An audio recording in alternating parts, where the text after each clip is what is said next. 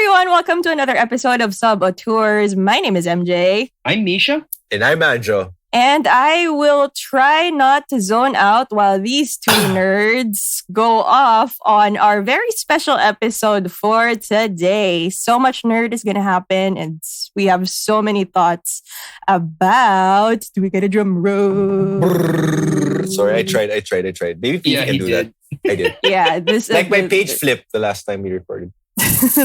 We can't do any pathetic actual Foley sounds here. So we're talking about Zack Snyder's Justice League, aka the Snyder Cut. Woo-hoo. I thought you were gonna do that in slow motion. Oh. Zack Snyder's Justice League. I don't know. I can't. Sorry. PV. You should have finished it. I was like waiting. I'm trying to think of what obnoxious song choice she could insert also. Oh, God. We'll get to that. But yes, this is actually us going full circle. I remember one of our earlier episodes talking about like a whole Zack Snyder retrospective. And we're almost a year into this podcast. And we've been excited for the Snyder Cut since then, since our like second episode. So full circle, you guys. Absolutely. Yeah, and a big shout out to our friends at Warner Brothers Philippines for giving us early access to the film.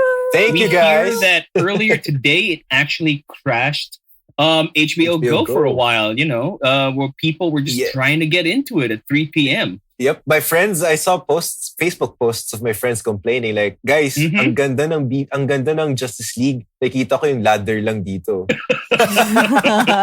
It's like those posts constantly, like every time I scroll, it's like 3, 4 posts at a time just saying like HBO Go crashed. But I think that's a good problem to have for HBO Go. It's a good sign. It absolutely is. Of course, in the rest of the world, it's on HBO Max. But here in Southeast Asia, we're on HBO Go. So maybe, I guess, they just weren't ready for it. They weren't expecting it. I don't know. But either way, it's a good sign.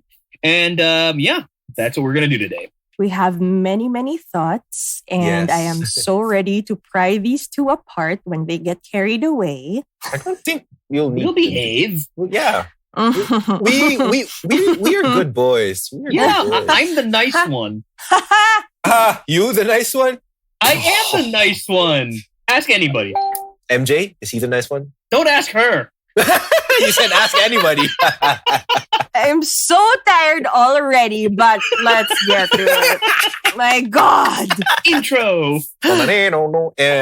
Every single time I try.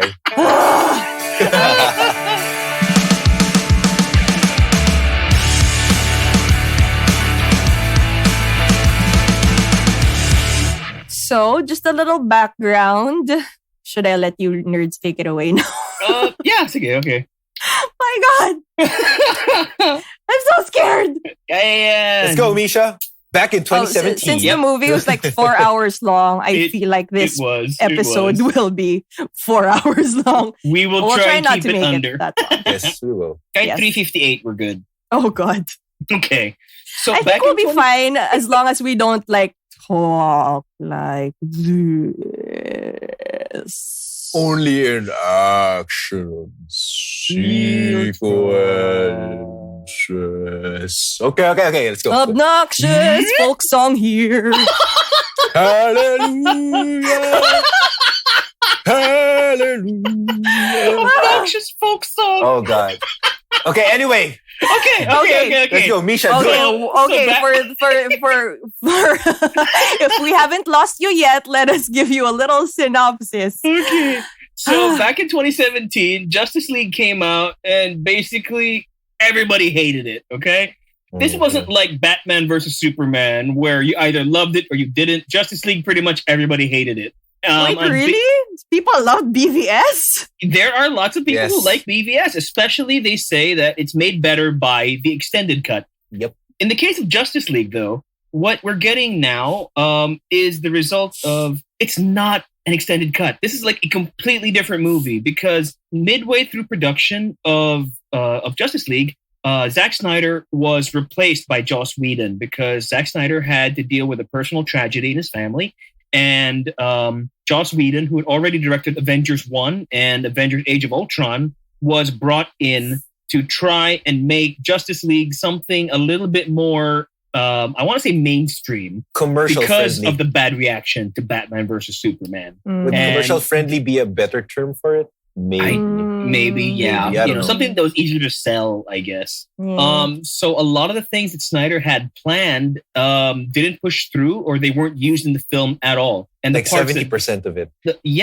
Joss Whedon did like 2 months of reshoots, and he changed the story around. So a lot of the stuff that Snyder shot never got into the finished film. And for and the we're last saying a lot.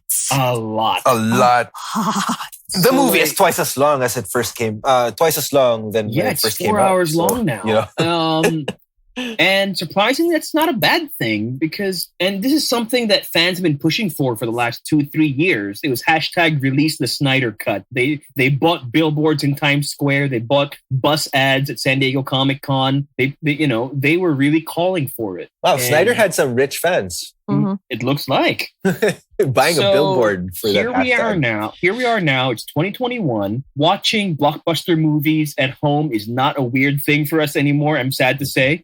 And Warner Max, a new streaming platform, decided that one of their first pieces of original content would be Justice League, the Snyder Cut. Yay. And here we are now. That was already Here a we are mouthful. now. It really was. Really long story Yes. behind it, but I think that is why it was so highly anticipated because, a lot of people clamored for it. And I guess the theatrical release of Justice League was just really that bad. I think also it's such a historical cinematic event, if we can still call it a cinematic event, since it's been released as on a streaming platform. Because it's the first time that a studio's caved to the demands of fans.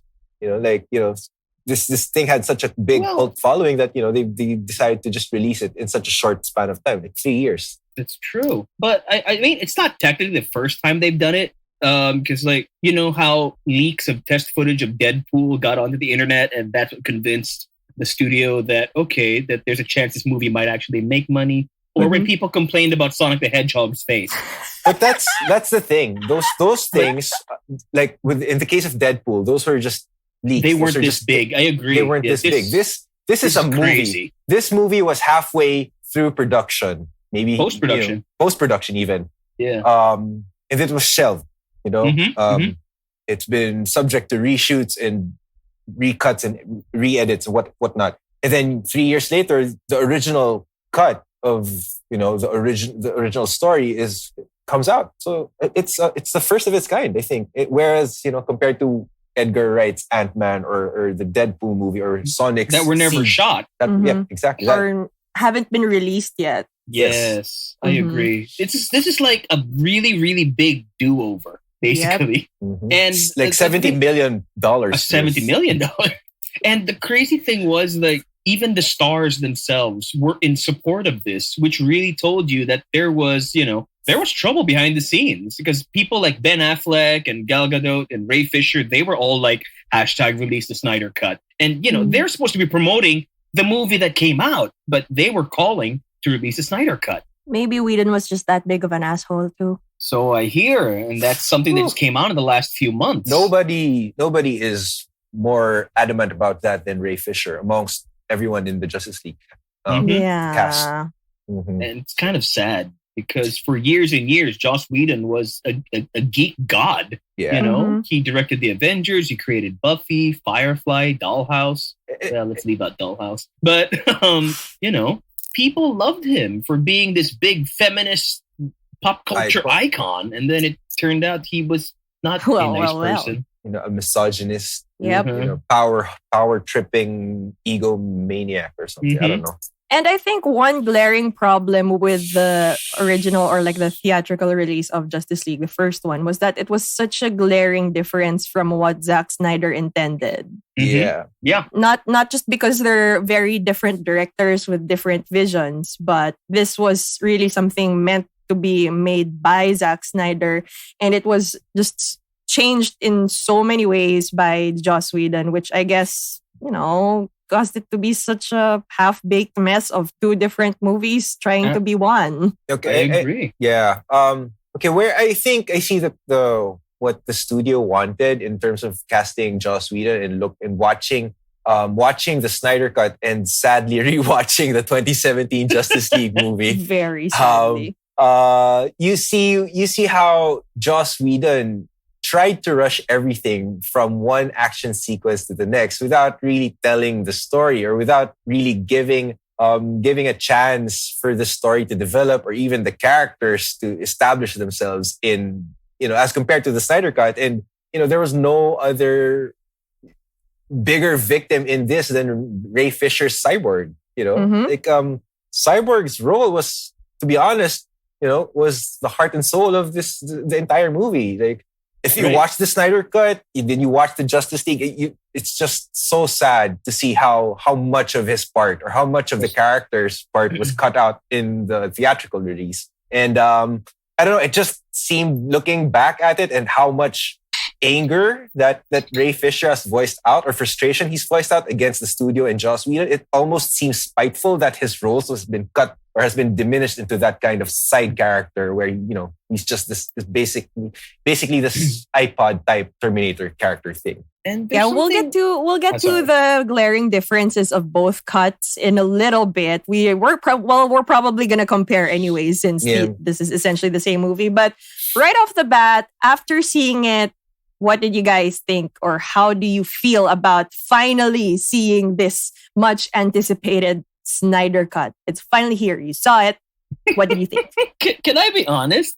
But I think I have to be, right? That's the whole point of this. Well, obviously. See, he's not the nice one. I'll be honest now. No. I was not excited to see this because the 2017 version was just so bad, honestly. Mm-hmm. And I'm talking as somebody who's been following these characters my entire life. So of course I want to see them in a big, epic, superhero team-up movie.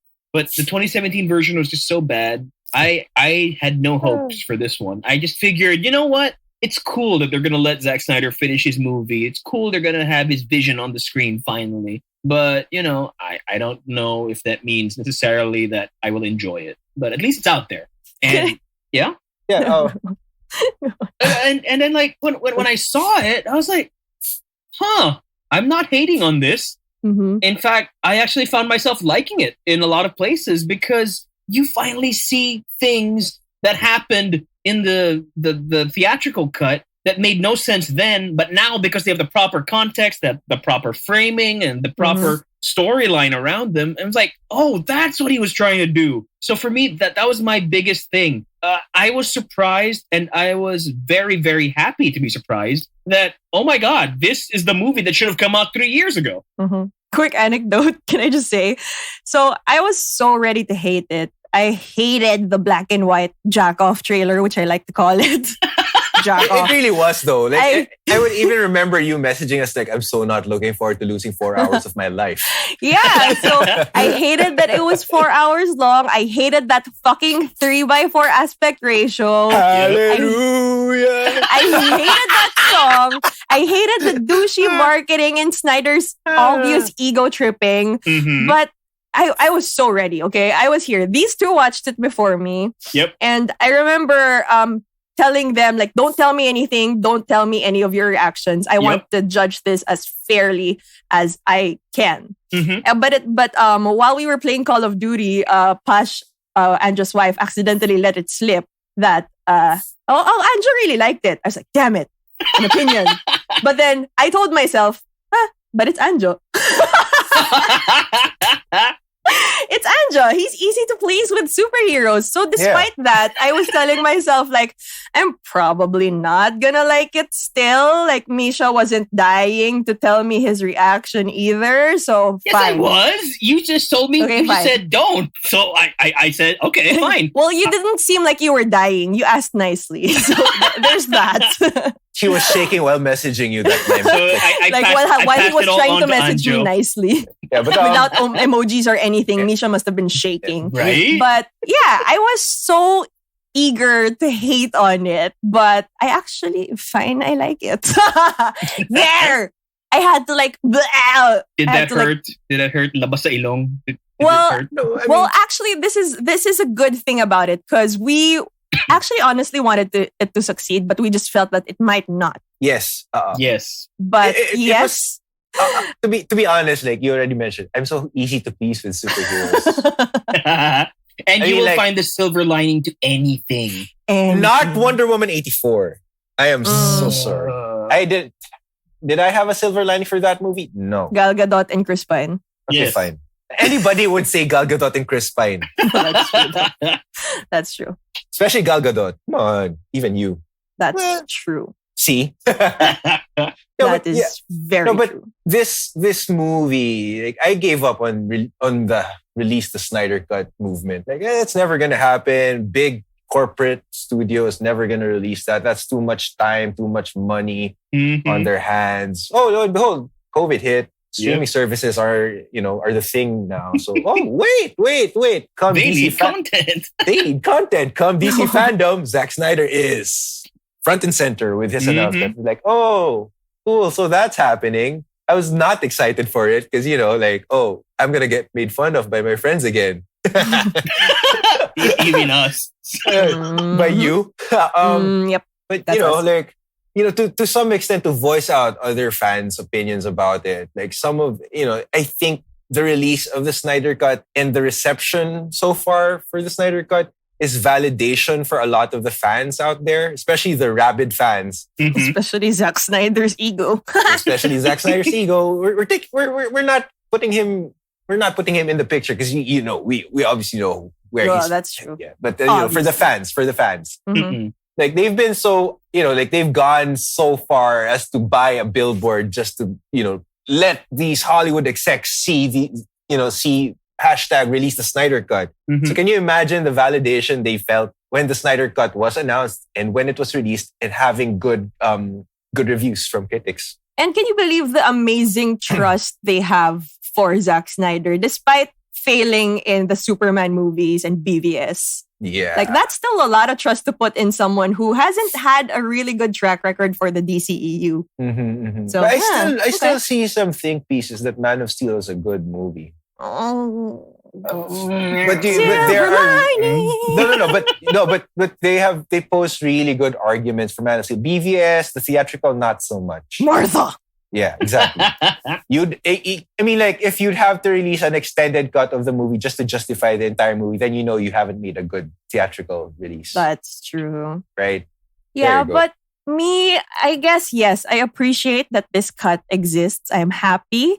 It's not the best hero movie out there, but I think it did the franchise justice. Wink, wink. Wow, I see what you did there. Assemble. Oh, wait, no. No! Wrong franchise. Wrong franchise. But I have an honest question. Do you guys think that this could have worked if they put it out in 2017 as a 4-hour movie? No. Honestly, a 4-hour movie will not work because, you know how cinemas work. They make money off of the run, how many times they can run a movie. Right. So a 4-hour movie is not commercially acceptable. I feel like 3 hours max would have been okay. That's pushing it already, actually. You usually have movies that are 2.5, 2:45. So 3 would be like pushing it already. To be fair, this thing was originally designed to be 2 parts, like Harry Potter 7. It was supposed to be the ending part 1 and Justice League part 1 and part 2. But because of the negative reaction to BVS, it became just 1 part, and then all of a sudden it became a Joss Whedon movie. So a lot of things long story short, that movie that came out in 2017 was in no way what was planned when they were shooting it, and all the stuff that they added on. That's why the stuff that they added on felt added on because it just stuck out like a sore thumb compared to what Snyder had already shot. It was just so bad. It's pretty obvious that it was a knee-jerk reaction by Warner Brothers Studios that just trying to take advantage of the hype for superhero movies at that time with the success of Marvel. Right. And before anybody bashes us, it's not that we're trying to make a Marvel comparison necessarily. It's just that for the longest time, they were the only game in town. Yeah, even if we say this is all conjecture, it's pretty obvious what it was. I mean, like Marvel revolutionized the game, or changed the genre or created the genre altogether. of course, DC as a rival big studio would want to capitalize on that hype. So, they tried to do it with Man of Steel.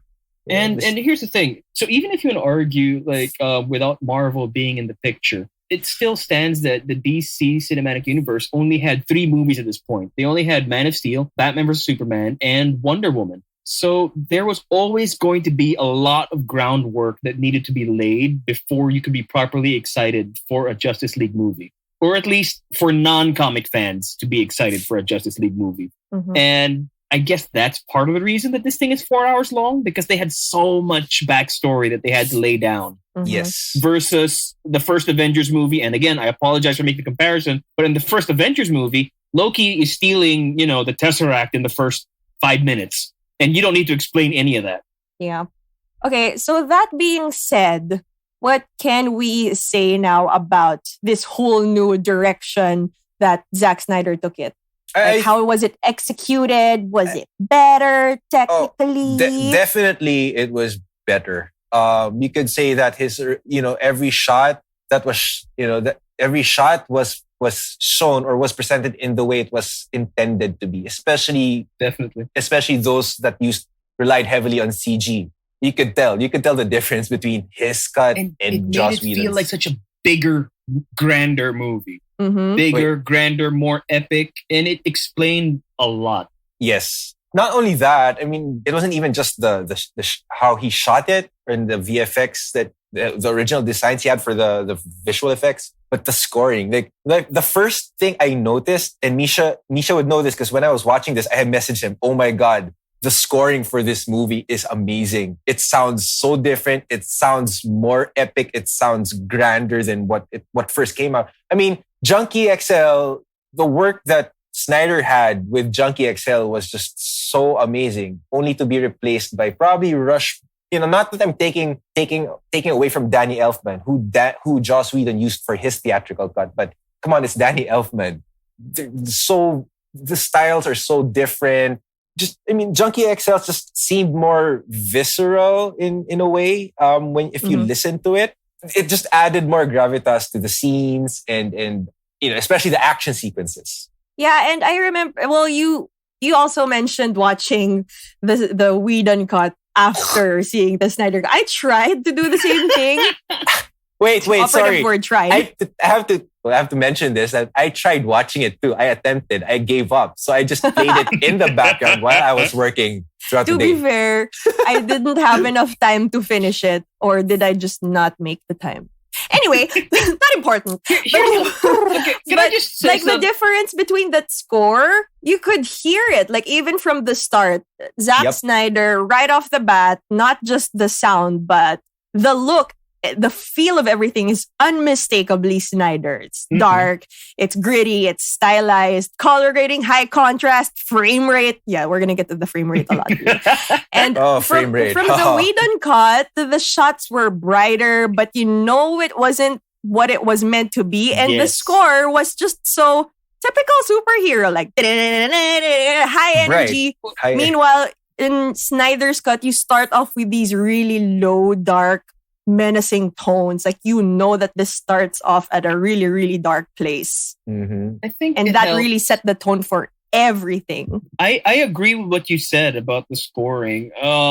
Look, I love Danny Elfman. He scored, Tim Burton's Batman movies, and the big problem with it was his style. MJ is absolutely right. Did not fit this big grand vision that Zack Snyder had for this movie. And to add insult to injury, I mean, they were so proud of it. They were so proud in the 2017 version that they used a little bit of John Williams' Superman theme. They used a little bit of Danny Elfman's Batman theme, but it was only like 2 or 3 bars from each. So most people didn't even notice. I didn't. Telling you now, I didn't. Exactly. So like, it didn't. It was just. It was just pandering at that point. And it really showed that they just slapped this thing together to get it out by a certain time, by a certain date. This one feels so much more cohesive.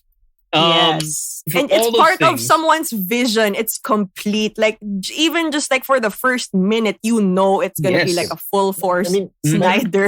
Even if I don't entirely agree with parts of that vision, it's fantastic to see it in its proper context. Like the first few impressions, really, if you've watched everything, like everything just seems to work. The script, the banter of the characters, the music score, like everything just seems so, as Misha mentioned, cohesive. Another word I would use is organic. It doesn't seem like everything, like the way Whedon would do it, like things just tended to clash. Everything just seemed like a just disjointed mess. You know, like it's really a big thing. And I guess it's a masterclass in a way of how a director's work can affect the final output of a movie. I mean, yeah. And it's like, it's really the douchiness and ego that's like stopping me from fully complimenting this movie. But really, fine. I will eat my words, but I just gotta say, this is the work of an auteur. Oh my God. She said the A word. Wow. Yes. I think that's the first time we used it properly. Yeah. Wow. Not just in our title. Wow. Holy shit. And I can't believe we're using it on Zack fucking Snyder. I hate this. Wow. But, that was a douchey word. It's true. It is true. No, it's true. As much as I hate to be giving him the honor of first time saying that on this podcast, it's true. It really is. It's fully him. You know what this means, right? We have to watch another Tommy Wiseau movie to show that Tommy Wiseau is an auteur as well. No. I hate you. But hey, we're coming up on our first anniversary. Anything could happen. Weirder things have happened than Tommy Wiseau. So, like the Snyder cut being released. And yeah, like again, full circle, we're just going back to our second episode where we just talk about Zack Snyder. So fine. Fine. Nice. Utol ka na. Sige, okay na? Ito na, corona mo. You know what's crazy? What was so weird? Joss Whedon is known... you know how Zack Snyder, the auteur, the now auteur Zack Snyder is known for grim dark, for, edgelord, super slow motion, angry stuff. Edgelord auteur! Wow! And Joss Whedon is known for balancing ensemble casts, good banter, snappy one-liners. The humor was some of the worst parts of the 2017 Justice League. Yep, and it was so out of place. It was he did cringe. not know how to write for these guys. It had people like Batman making wisecracks.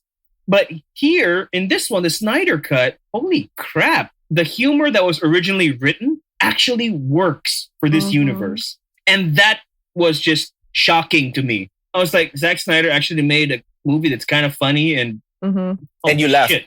Yeah, I laughed. And you laughed. Because it wasn't Wonder Woman, it wasn't Barry falling into Diana's boobs. I fucking hate that Whedon joke. I never understood why that is even funny outside romantic comedy context. And recently... It's infuriating. Recently, Ray Fisher pointed out that Whedon just copy-pasted that same boob gag from when Mark Ruffalo fell into Scarlett Johansson's boobs in Age of Ultron. Yep. And for some reason, for those who don't know, for some people who don't know, Gal Gadot absolutely refused to film that sequence. Right. They used a body double. They used a body double in place of her when Ezra Miller had to lie down on her boobs. So proud. Boobs. Oh, yes, man. girl, yes. And what about how Joss Whedon would shoot up her skirt every chance he got? Yep. Lord. You could already see in subtle ways how gross he is. Mm-hmm. I don't know, and the humor with Zack Snyder's cut, it's surprisingly funny, but very dry kind of humor. It's not like we done punchline. It's not the blatant delivery for the sake of making a joke. It's situational and it's timed properly. I'll say it. It's not a Marvel joke. Yes. Nope.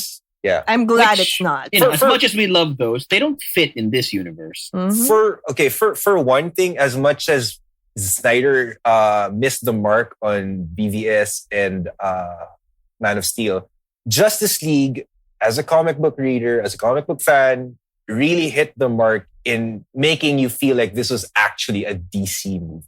Mm-hmm.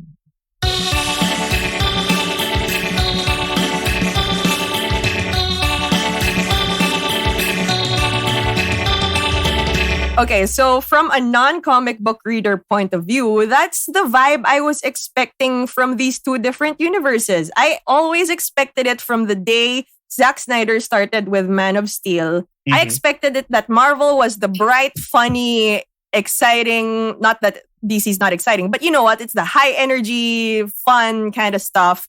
And I expected from how it was started, DC was going to be much darker or more serious. Yeah. And that already set my expectation as a non-comic book reader. Like, oh, okay, this is how different these two universes are going to be. And despite Man of Steel and BVS not working out, I was expecting that vibe from everything that would follow. So, well, Wonder Woman didn't necessarily follow that pattern, but it was okay. But at the same time, when Justice League came, I was expecting that dark grit. It did not happen. And it was just like a mess. It really was. So I'm just really glad that it went back to its roots and it completely owned it. But I think something that this film does, this Snyder Cut does, that Batman vs. Superman did not do, was that it was bearable. And I could actually see what was happening? No. No, I was going to say that... Anjo is squinting. He's judging us. He's like, the non-believers. Shun the non-believers. Shun. No, I was just y'all are say haters.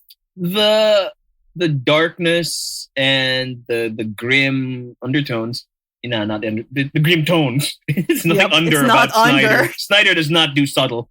Nope. The grim dark stuff, it was in context here. It was balanced. You know, it wasn't unbearably grim. Yes. And I would go so far as to say that this was pretty bright for Snyder surprisingly standards. so, because he's always, going back to what MJ said about the difference between the two universes, Snyder has always maintained that, you know how the Marvel movies and even the comic books to a large degree, they make a big deal out of how their heroes are just regular people with extraordinary abilities. The DC heroes, he's always seen them more as gods, as higher beings. And that's exactly what he does in this movie. He presents them as higher beings. They're fighting for existence. You know, they're not fighting over the Sokovia Accords. They're fighting for the universe. Okay? And that is huge. And the snarky one-liners of Joss Whedon wouldn't have fit, and they shouldn't have fit. And, you know, Joss Whedon owes us an apology, basically, for what he did in 2017. You know what? He owes Ray Fisher an apology. Like, well, yes. Jesus. A lot of people. Ray Fisher, man. Like, that role, Cyborg's role, man. Injustice. Ha! Yeah, he did. So I swear, but yeah, it's true that he did the role in justice. Like Joss Whedon, like basically cut the role out, you know, threw it in the trash, shit on it, and pissed on it and lit it on fire. Damn. I mean, damn. That's a lot of hate. That's a lot of hate. Well, it's true. But it's true. It's true. There was so much emotional depth for the character of Cyborg that Whedon just totally wasted. Okay, so while we're at it, let's get to the length of this movie. One of the clear directorial decisions to put out in the Snyder Cut. It's 4 hours long. One of the decisions I did not like. 4 hours long. Jesus Christ. It's 4 fucking hours long. And like we've already explained, it fleshed out so many more of the characters that we weren't really familiar with yet. It made all the events that took place make more sense. But for you guys, was it necessary to make it 4 hours long? Good God. When they announced it that it would be streaming, they said it would be broken up into 4 parts over 4 weeks. But Snyder said no. He said that it had to be 4 hours so you get the whole experience. Which is basically a gigantic finger to the studio. To Warner Brothers, sure. But I don't understand why then he felt the need to put 6 chapter stops complete with title cards. Yeah, that added to the pretentious nature of the film. It's like you're just showing that you easily could have chopped this thing up, but you just refused to. This is a flex. He might as well have just put on, this is where you take a break to pee. Yeah. I mean, that was my biggest problem. It's like, pause, bathroom break. It's like, oh, okay, title That's card. what I use those markers Banyo. for, literally. Yeah, same here. I totally missed the first marker and the second. Then when it said chapter 2, okay, great, pause, go. Can you imagine this in the cinemas? Our poor bladders. No, I did see a post somewhere where in the cinematic release they would have a theatrical intermission, a cinematic intermission. God. Sorry, which sweet. That's the humane thing to do. Yeah, I know. Otherwise, UTI. So to just explain that weird aspect ratio, also like he fully intended for this to be released in IMAX and never did it. I guess his ideal or he just format.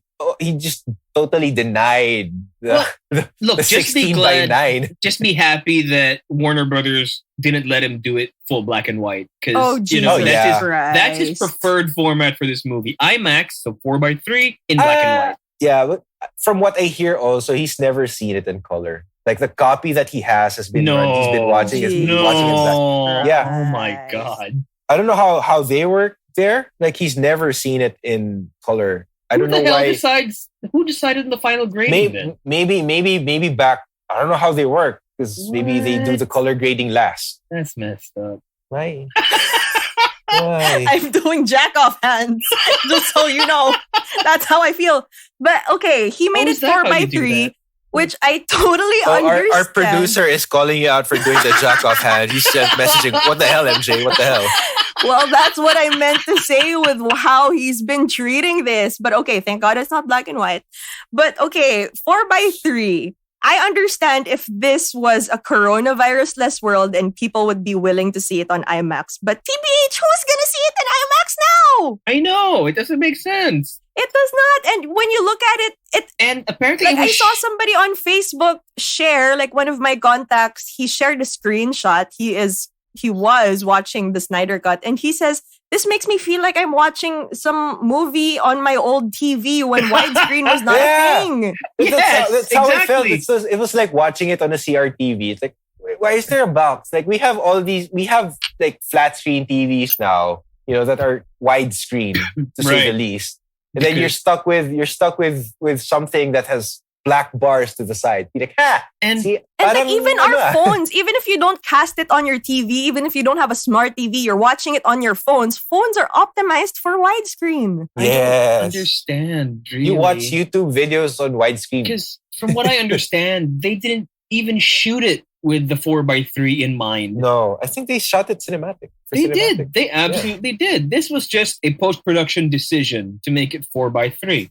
But you're absolutely right. For me, it loses some of that epic feeling that I don't have the full frame to enjoy. I've had friends who wanted to talk to me about it, and they were saying like, at first it was so bad. 4:3 was so bad. By the after the first part, I was just so engrossed. I didn't really mind. So I don't know. I think because it's like 4 hours of beating you down. Yeah, probably.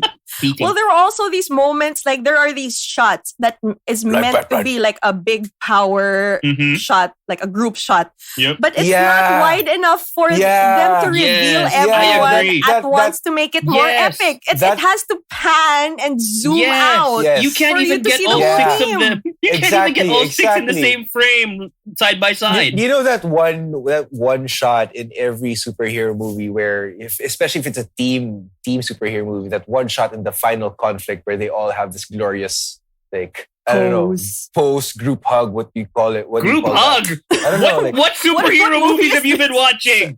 In theater, that's what you call like, I don't know, group hugs the last part. Anyway, no. That one whole shot where that whole shot where they're all together in this action pose in slow-mo or whatever. Yep.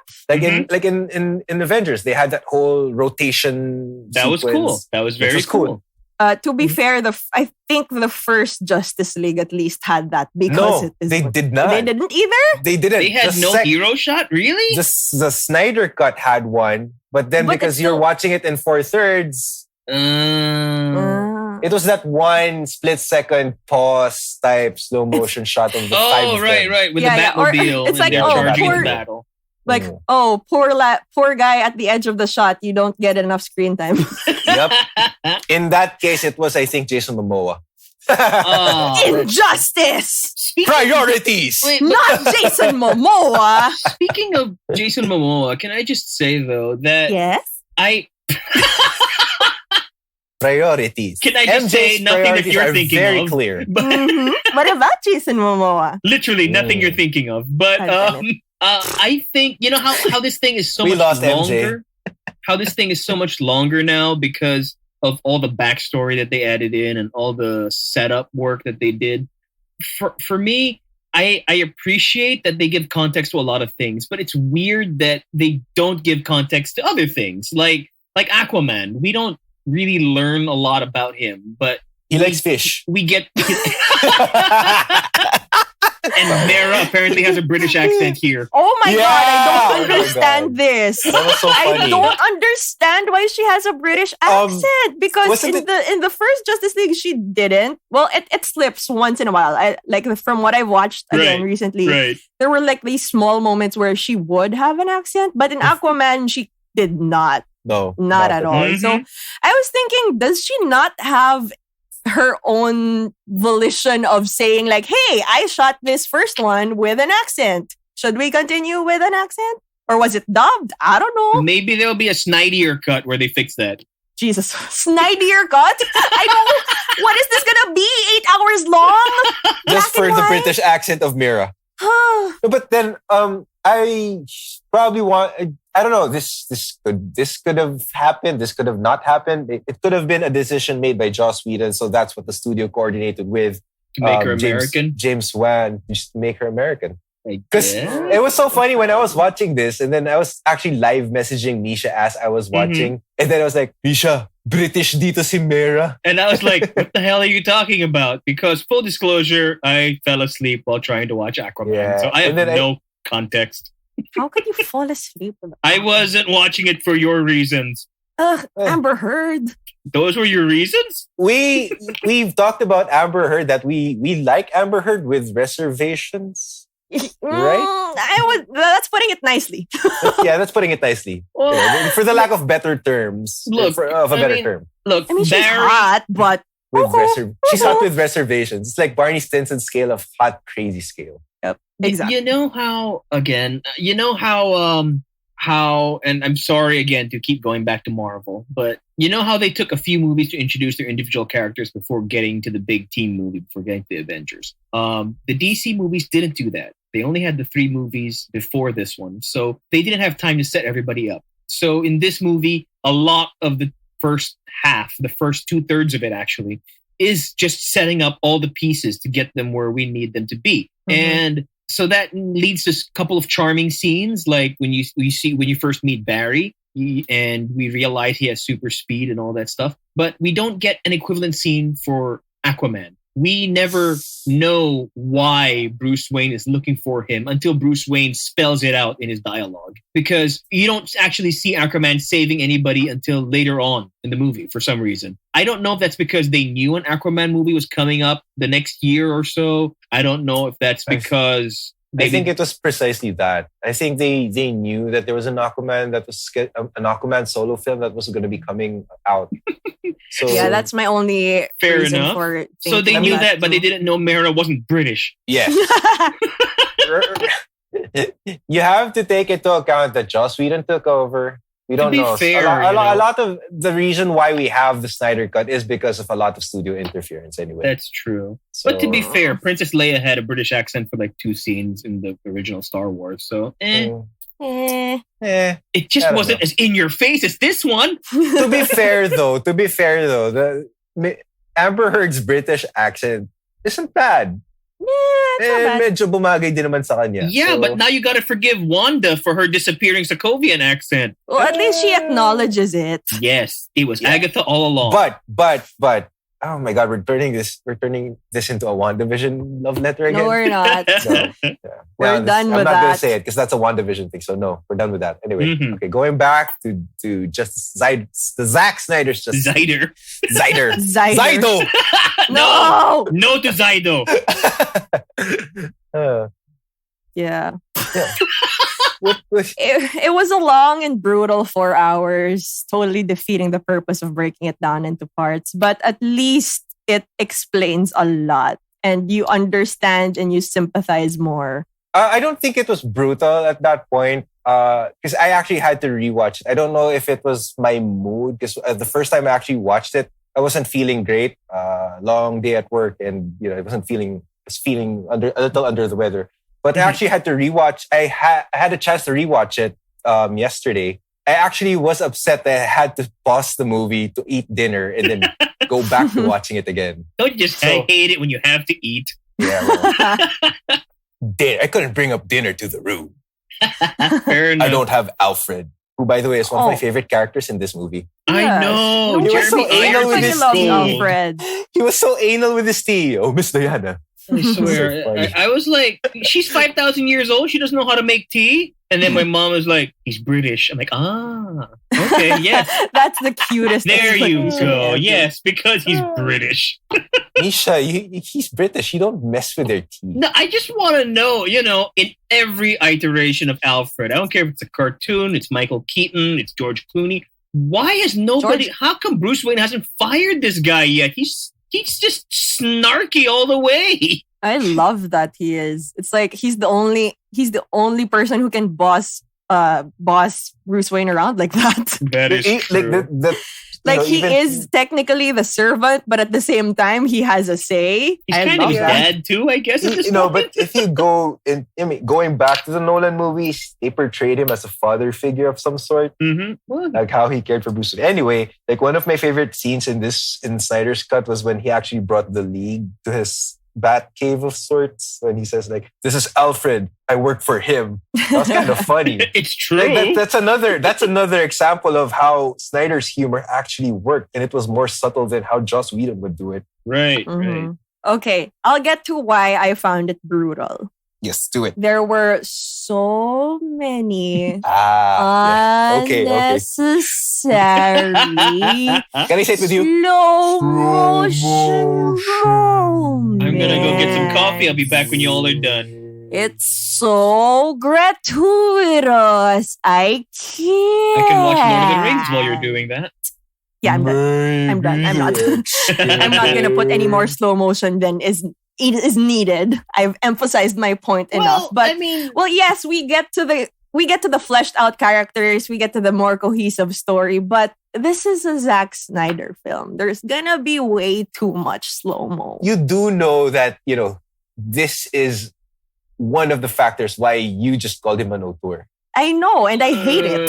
Like the only movie, I never said I liked it. The only movie I can think of that he did not put one of these things, or maybe like a very short What movie sequence, is this? Dawn of the Dead, the remake. Well, there was a little bit. Yeah, that's why. It's the only one I couldn't think of that Fair enough. It was overly gratuitous. Fair Yes, enough. well, honestly, yes, it really works for a lot of scenes. Okay, it has this distinct auteur Zack Snyder style that only he could do, like slowing it down, speeding it up. But there were really just times when I felt like it was killing the pacing. Yes, It was murdering the pacing. Like, I know this is supposed to be cool. Just show me. This entire sequence is the first appearance of the Flash in this movie. Was totally unnecessary, and it was borderline creepy, to be honest.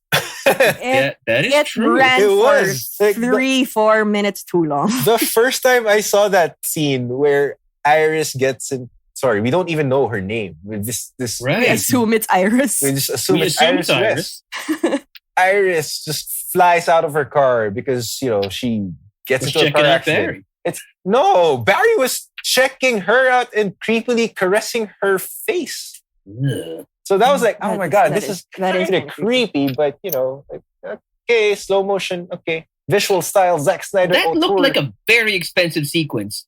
Yes, it did. Yes. You know that it was. Come on, it looked very expensive, and I'm like, yes. Why did you do all this if you weren't even going to introduce the woman's name?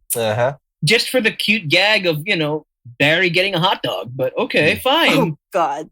But again, the gag was kind of funny. That hot dog thing, I was like, what the fuck? But I appreciated that they showed us that he's someone who helps people, you know? because again, we didn't get that with Aquaman before Bruce approached him. So you don't really know why he would approach Bruce. Well, until he started why Bruce would approach him. Until he started speaking. He mentioned, like, I heard of a man who. Oh, that's what I said. Until Bruce actually said it. They didn't show it. Batman had to explain it to us. I'm like, so up until that's not how movies work. Up until that time, the only thing we knew about Aquaman was that he liked fish. He's hot. Yeah, and he's got a cult of sweater sniffing choirs. Oh God, that was cringe.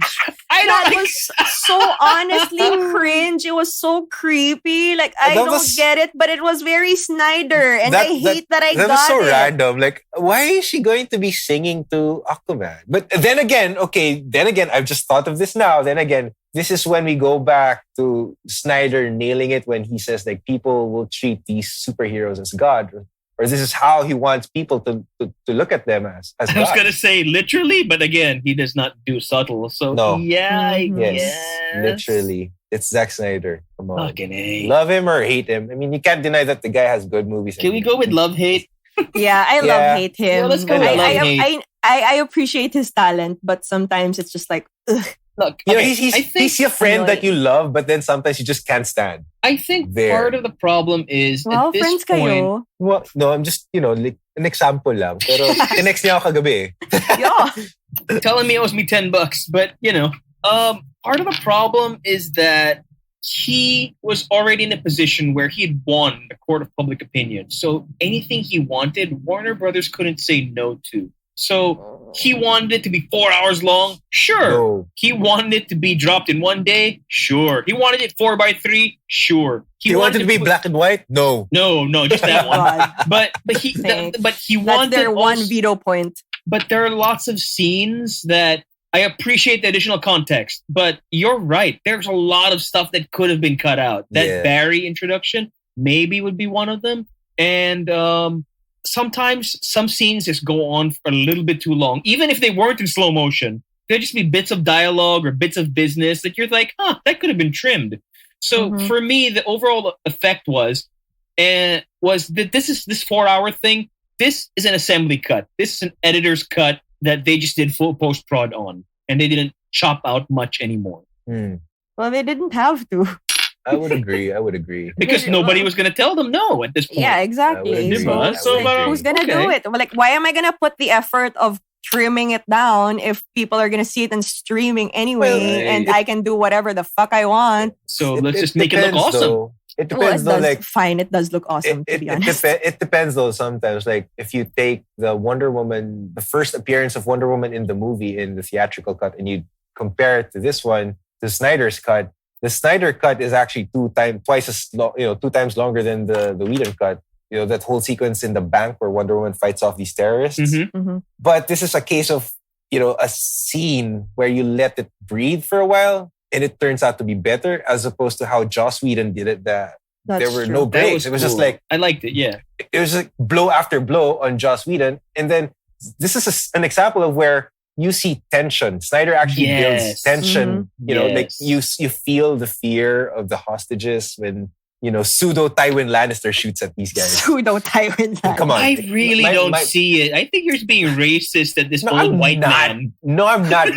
My wife pointed it out to me when we were watching when she saw me watching the Snyder cut. She was like, he really reminds me of Papa Lannister or something. Papa Lannister. That's the nicest way you could put it. This is what we call him like now? A nice guy. I don't know, Papa Smurf? You're making him sound like a nice guy when he's actually really not. Papa Lannister. But I mean, like, the guy died while taking a shit, so you let him have Papa Lannister. Fine, fair enough. Maybe Poo-Poo Lannister. Oh. I like that. I like Poo-Poo Lannister. Can we make t-shirts? But I love Charles Dance though. He's a great actor. Can we make Charles a Poo-Poo Dance Lannister t-shirt? We'll sell it in the same store as Breaking Call Saul. Yes. Fuck you. Yes. Fuck you, Houth. Houth. Yeah. Houth shirt. What did you say about Steve Rogers again? We're gonna end up making merch of all our blunders. Yeah. And we'll be the only ones buying them. But the action scenes, for the most part, they work. They absolutely work. I love The first extra encounter violence? of Steppenwolf and the Amazons. Oh, Oh Holy my amazing. god, yes. I did You know- not expect that. That was chopped to shit in the Whedon cut. Did you know what it was, felt and like? It made the Amazons just look like puny little nothings. They're No, but- just like, oh, okay, they're just guarding this box. But here in the Snyder cut, they are warriors. Yeah, They're They- warriors. You see that. And then it felt like you were watching 300, but in place of Spartans, you had Amazons. Mm-hmm. Yep. Women. Yes. I love it. Especially with that scene that Mulan is. That actually really reminded me of Mulan. Mulan-ish. Ano ba yan? No, the animated one where all the Okay, Huns okay. just suddenly like charge down the Yeah. mountain and there are yeah. so many of them. This happened with the Amazons, only like not Asian and women Yeah, that was cool. But sorry, attacking. that That scene was was so more awesome. reminiscent of the Two Towers to me. Pwede rin, Two yeah. Towers? Two Towers. When I don't know. My Gandalf, brain is in Mulan in the snow. When Gandalf saves the day When by Gal Gadot. Gal Gadot. That's another shirt. Wonder Gal Gadot. Wizard. Oh my God, Wonder Wizard. I love it. That's the best. That's the best. Diana the White. I'm buying a shirt. Come on, Wonder Wizard. Diana the No. White will return in our hour of need. No, Fly, you fools. I think that's not gonna work. in You this have to time. say it with an Israeli accent. Fly, you fool. I'm not No. going to attempt it. No, do not. No. But yes, the action sequences made sense. Well, when they had to, the slow-mo worked Mhm. and the longer treatment and the violence. And The violence. The violence. Okay, There's blood. Do you This see? movie is Yes, rated the R blood. for a reason, kids. Yes, blood. It's funny how I was talking to my friend who's a mom, and she's saying that maybe we'll watch this later with her No, kid, don't with do her that. family. No, I was no. like, Nope, no, nope, there's nope, it's pretty nope. violent. No, it's pretty violent. There's blood. I was like, okay. superheroes. Those are for children. No. No. Like, okay, fine. yun, di ba? No, The Punisher's a superhero. Would you let your kid watch the Punisher? Man, I don't even know if I should have let me watch The Punisher. I was like cringing. It's so violent. Oh my God. And this is Misha who gets a kick out of showing our friend Mortal Kombat finish him moves. That was awesome. Vitality. Yeah. Yes, but the fight scenes were longer and it worked and it was just so much more exciting. We've got that Amazon fight scene with Steppenwolf. We had the flashback to the first war with Steppenwolf when everybody was like joining forces to defeat him the first time. That was amazing. There's Can Lord we of the Rings flashback. Can we Yeah, talk that- about Steppenwolf for a few minutes? Sorry, Because What? nothing. okay. Why? Can we Nothing. talk about Steppenwolf for a second? Like, could you compare how Steppenwolf looked in this cut compared to Whedon's cut, where he looked like this generic henchman, whatever, gigantic? I don't know what he was. Well, yes, he just looked like a big thug in the Joss Whedon cut. But in Snyder's League, He was Snyder's League. threatening. Snyder's League. Snyder's League. There's another T-shirt. Okay, can we count how much merch we can come up with? I know. We can For sell this like episode. 4 shirts now. I know. Anyway, the original look that Snyder had planned looks far more menacing than what Whedon has. Yeah, the Snyder version of Steppenwolf actually looks kind of scary. He looks like the Destroyer from Thor 1 had sex with a kaiju. And, Oh my Yeah. god. and there you go. That is horrifyingly accurate. Yes, he looks like an Asgardian robot that had sex with a kaiju. And you see the $70 million. MJ's just so dumbfounded she can't stop laughing. Because she knows I'm right. That's another shirt, by the way. And also, I can't get the visual out. Oh my god! Oh Big my god! hammerhead. Now I can. His big hammerhead thing.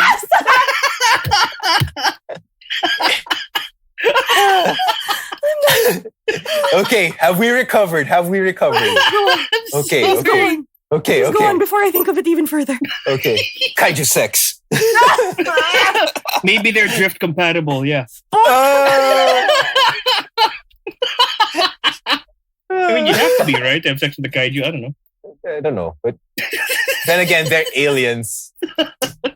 But anyway, You see the $70 million of Yes, you do. post-production budget at work. For sure. If you notice how detailed the armor was and how it would move, those subtle movements, like it would like have those little movements like shrimp in the ocean. I don't know what you call those movements. Fuck.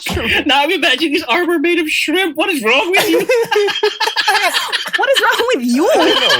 You're the one thinking of kaiju. By the way, guys,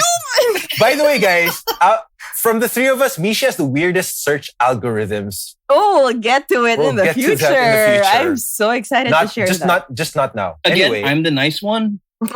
Yeah, okay, whatever. Nobody's gonna believe that after we do that segment. But anyway, there was actually, honestly, I thought it was just form, like whatever Snyder had intended for Steppenwolf to look and what he would be wearing was just, like because it looked cool. Mm-hmm. There was actual function to the armor. Like there was that part where he was getting shot with arrows, and you see the arrows just sticking in. Like he's actually getting pierced by these arrows, and then he cuts them off because his armor are actual blades that can cut off those things. That I found pretty cool. There was clear intent to do that.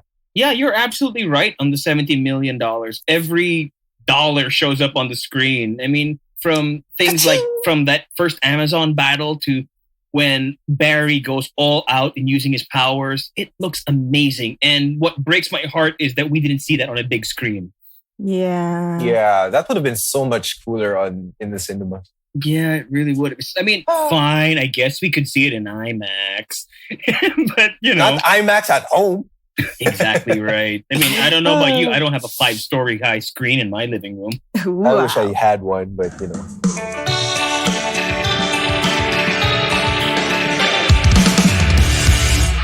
Okay, with that 70 million, this all went to the post-production. Zack Snyder did not get a penny out of also anything. Part of his auteur cred? No, maybe it's part of like his parang bala niya to. Okay, I'm not getting paid for this shit, so better go with what I want. Fair enough. I think he somehow weaponized it, I guess. Because he's doing it for the fans. I would have to agree. Okay, so sense. But when Misha said something about heartbreaking, you know what breaks my heart though?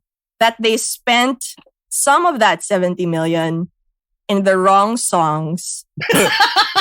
They spent some of those bucks to like the wrong song choices and the rights to the absolute worst songs you could put in some scenes. The songs are so his song cringy. choice, I'm sorry, it's horrible. If there's something I like better in the We Don't Cut, it's the music. Not the score, like the songs in the movie. Can I mention my favorite cringe part? Go, will I be taking it away from MJ? What? Will I be taking it away from you if I mention this part? It's like the cringiest part I can think of. The part where Aquaman was going back to the water and they were playing that King song or something.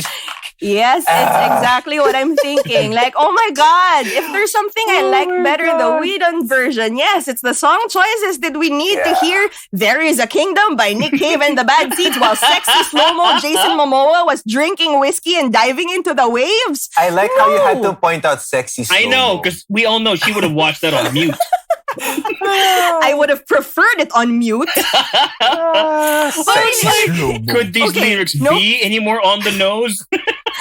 Like, hindi nga ba siya king? Hindi nga.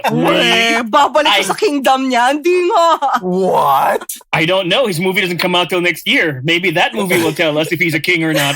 Oh my God. Who's directing the Aquaman movie? It was horrible. And like I said, it was a sexy slow-mo.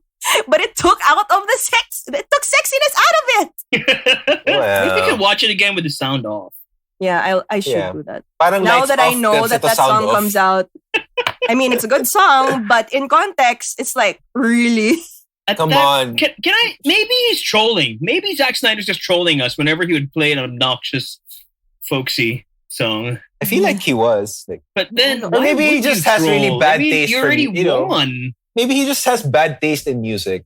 I don't know. He has great choice in visuals, I'll give you that. Sometimes he doesn't know when to quit. But his song choices are shit. Yeah, that does not correlate to, song choices. I agree. No, it was really not. It was, no, that's not. Yeah, that's funny though.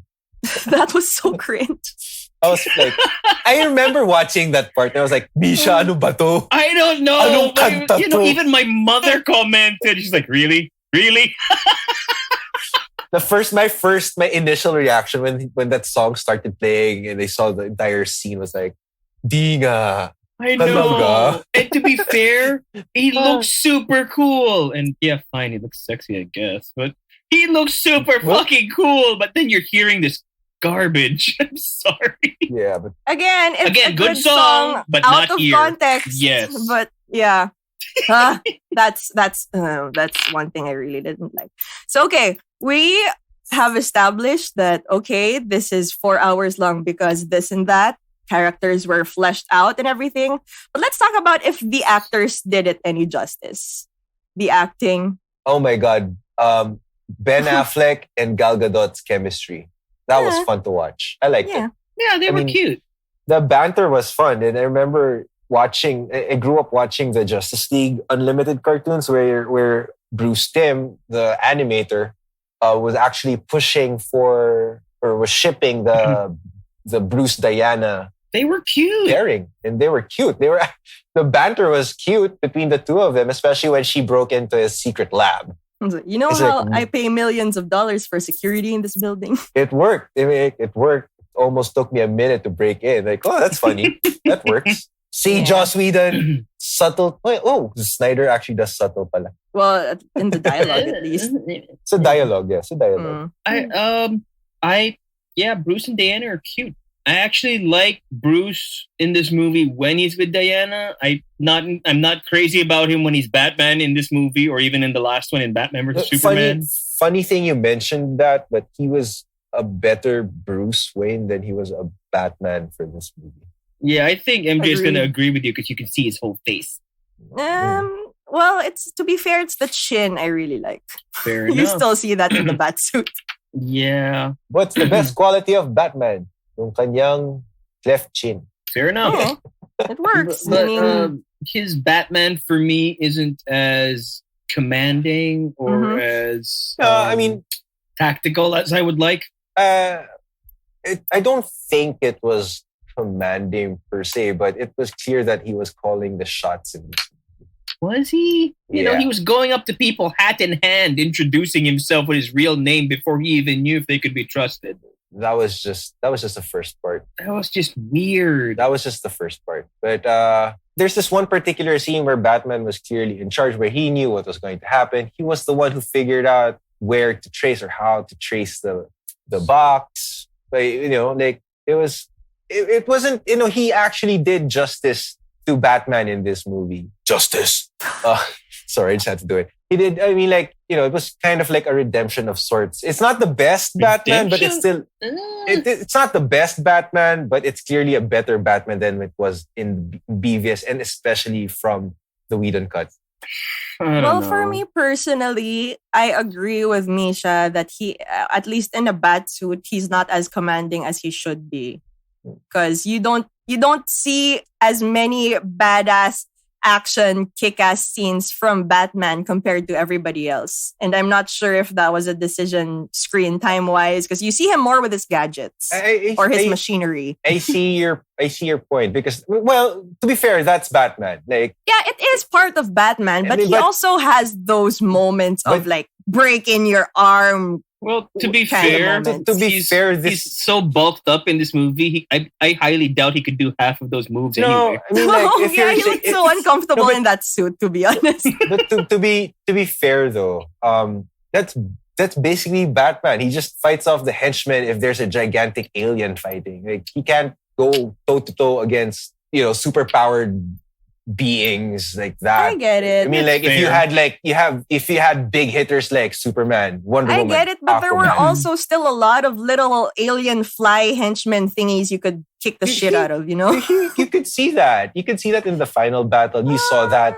You saw that in the Gotham Harbor combat sequence in the halfway part of the movie. I think bit. my biggest beef with Batman here is that he doesn't strike me as somebody who's 5-10 steps ahead of everybody else. Yeah, that's the one thing. Yeah. If you because this movie picks up immediately after Batman versus Superman, right? Batman versus Superman, Luthor played him for a chump by making him go after Superman, by playing on his paranoia. Batman's always been paranoid, but he's never been knee-jerk. In this case, Luthor was able to trick him into going after Superman based on a 1% chance that he could harm somebody. No, not. And in this movie, he's assembling a league based on nothing but Luthor telling him that something bad is coming. No, I think he has no reason to trust Lex Luthor. He was ready to brand Lex Luthor at the end of the last one. I think the character development of Batman for this movie wasn't just because of what Luthor said. I think he's riding on the guilt he felt because he felt partially responsible. Because of their strong bond? No. With Susie's strong bond with Superman? No, let me finish. He feels like he's riding off on the guilt that he killed off Superman. And he knew that Superman was basically used as a symbol of hope for the movie. So it was his guilt that he needed to assemble a team of superpowered beings to protect humanity. Okay, thematically, I agree. That's exactly. But it's because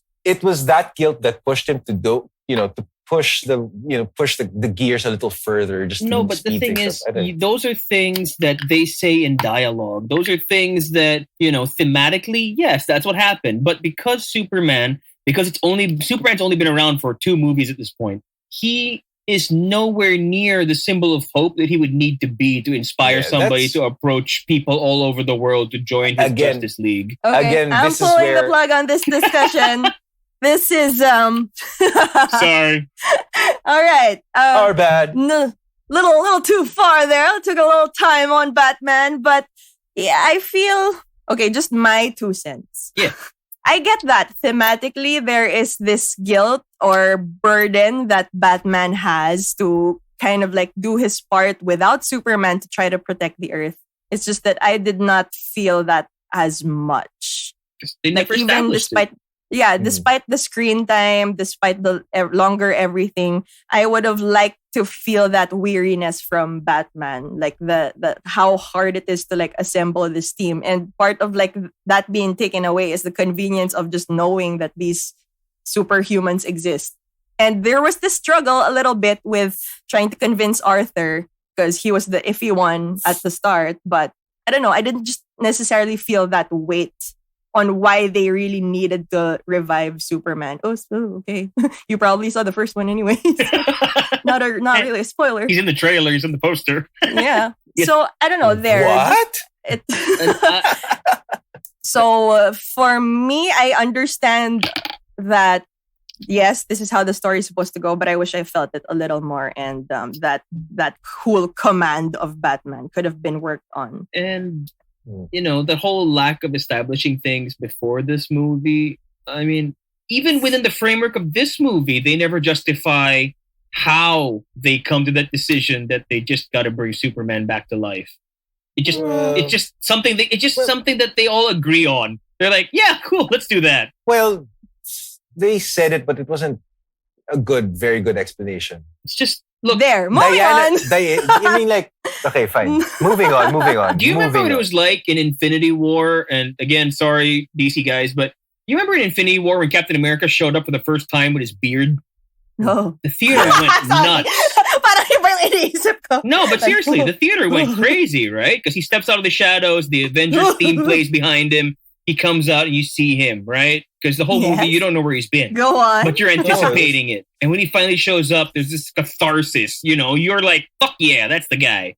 You don't feel that when Superman comes back to life. You've been waiting this whole movie for him to come back to life. But because you have no emotional connection with this version of Superman, it doesn't mean anything. Well, he's got 4 movies worth of emotional connection backing him up for that Infinity War moment. No, he had like 10 years of emotion backing him up when Infinity War happened. In this case, because they rushed it so much and because they spent more time on things like Barry's hot dog than setting... That sounds so wrong.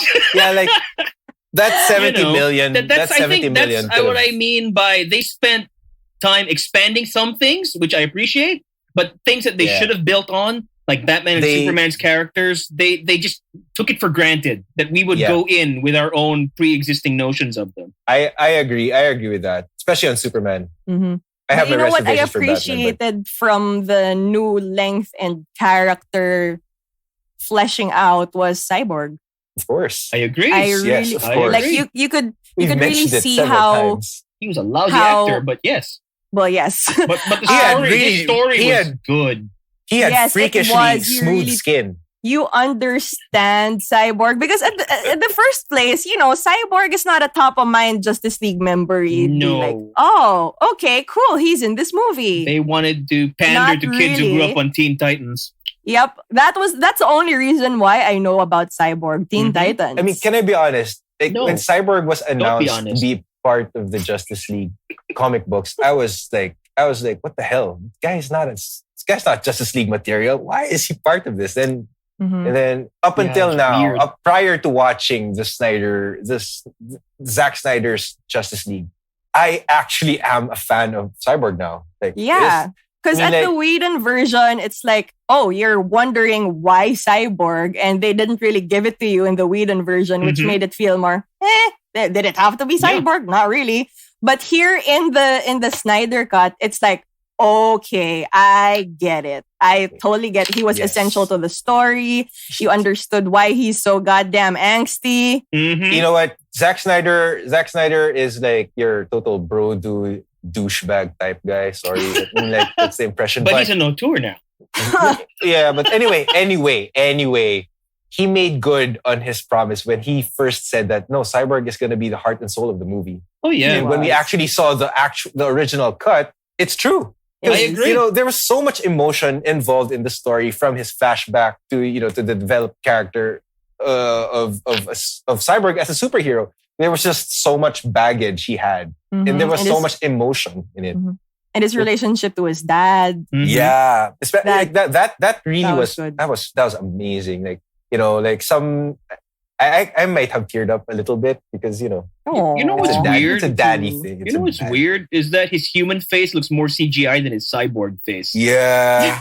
What the hell? I remember, like, when I was messaging Misha while watching this, like, Misha, I thought I was watching somebody from Madame Tussauds wax museum. Oh my god, Ray Fisher has unnaturally smooth skin. That's a good thing, though. But it's just good for him. That's a lot good for him. That's something a lot of us want to achieve because he can't act to save his life. He is easily the worst performer in this movie. Yes, unfortunately, as much as I love the character, he was overacting a little bit. All the emotion here. Yeah. But you're the weakest one in the cast. What is up with that? Even Ben Affleck has more range than you. And it's Ben Affleck. Hey, we appreciated Ben Affleck in Argo. Agro. That's another shirt. That's another shirt. Hell? Argo Ben Affleck was good. I'm not arguing that it wasn't. The town Ben Affleck. Oh, he's only good in acting when he directs his own movies. Yeah, it's fair, I guess. Okay. Wow. Okay. But at the end of the day, Ray Fisher was not a good enough performer to carry this movie's emotional weight. Yeah, unfortunately. His story works better for what it shows versus what he conveys. Ooh, okay, another one. Another character we'd like to talk about next is the Speedster, the Flash, Barry Allen, who is the son of Dr. Manhattan. So weird. But, okay. So Billy Crudup is in this movie. He's Barry's dad, who, if you've watched the TV show, you read the comic book, he's locked up in prison because they think that he killed Barry's mom. My thing is, if you're going to cast Billy Crudup as the dude in jail, he's probably 500% guilty. 550%. I mean, really? But he is a golden god! You don't cast Billy Crudup as your inmate with a heart of gold. Maybe he swung his giant blue dick around. That's why he got cast as Billy Crudup. What is wrong with you? Gigantic blue dick. Oh, God. Sorry. No, we're not talking about Billy Crudup. We're talking about Barry Allen. We're talking about Barry. Okay. Stop talking about dicks. We stopped talking about dicks. The Barry in this movie, away from the dicks, the Barry in this movie is a lot more eccentric than the guy on the TV show. Mm-hmm. Yeah. And Anjo, I think you mentioned also? that he's got more in common with Wally West Flash rather than the Barry Allen Flash. But I honestly don't mind it because I get this is a different universe, a different interpretation, but at least they showed us the groundwork.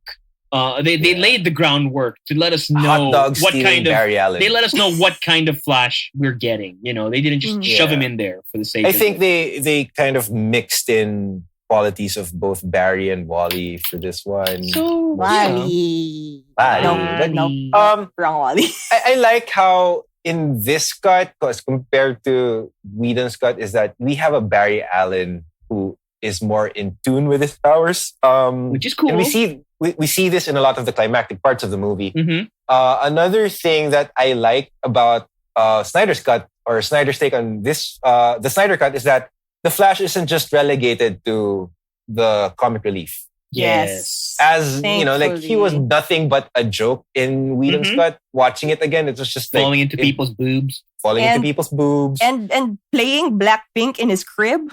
That was weird. That was funny but weird. I won't judge you for playing Blackpink in your crib. Of course not. It's just not at all. It just doesn't set the tone of it doesn't suit the tone of the movie. Yeah. I just like ha. Yeah. It's a big ha ha. It's not like that was fun. I just like that, you know, he's not the manic noob that he was presented as in Whedon's cut in this, where he was just like, I'm not used to fighting. You do all the combat things and I just push people around or something. Mm-hmm. You don't see that here. You see a semi-capable a very capable speedster. Yeah. And that was very cool. Allen.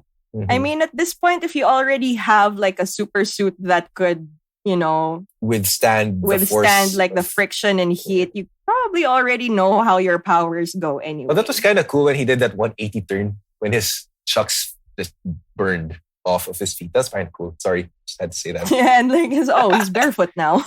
Yep. So I saw how expensive that sequence was. He stole all that stuff in his crib, right? No, I don't know.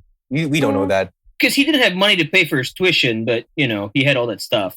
Maybe he had money to pay for his tuition, but he bought all those stuff to make his Flash suit.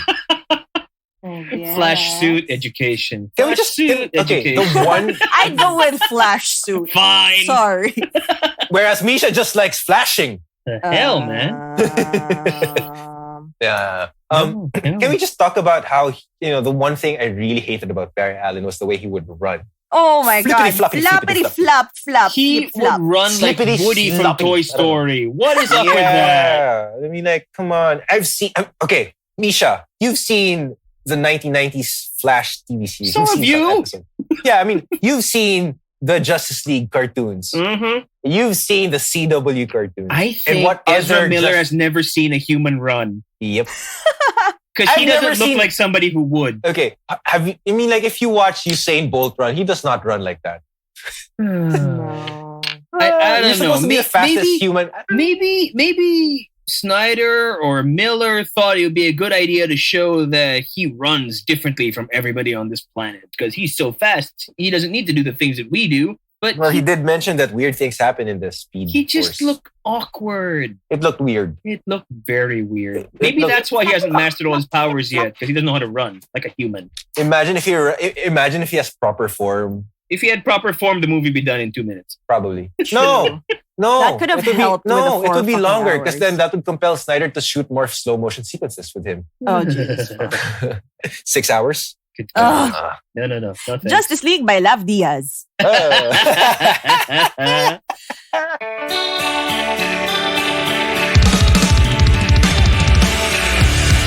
Okay, so pretty much, essentially, the story is the same from the Whedon release. So there's not really much to spoil, but there are definitely moments where you go like, oh shit, this wasn't there. What are your favorites? Honestly, me, like, the first scene where Wonder Woman comes in, the extended cut, like where he added footage. Wow.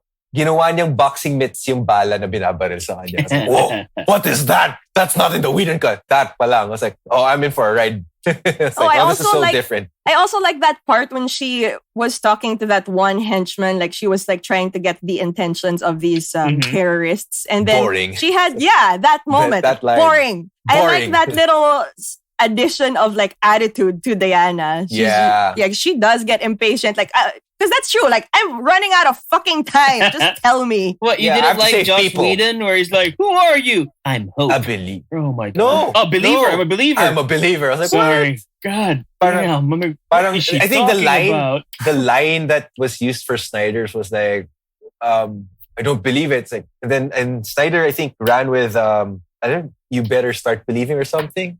What? You don't like Joss Whedon, where the dude asks her, "Who are you?" and she's like, "I'm a believer." And then she Then I does saw her that gauntlet thing.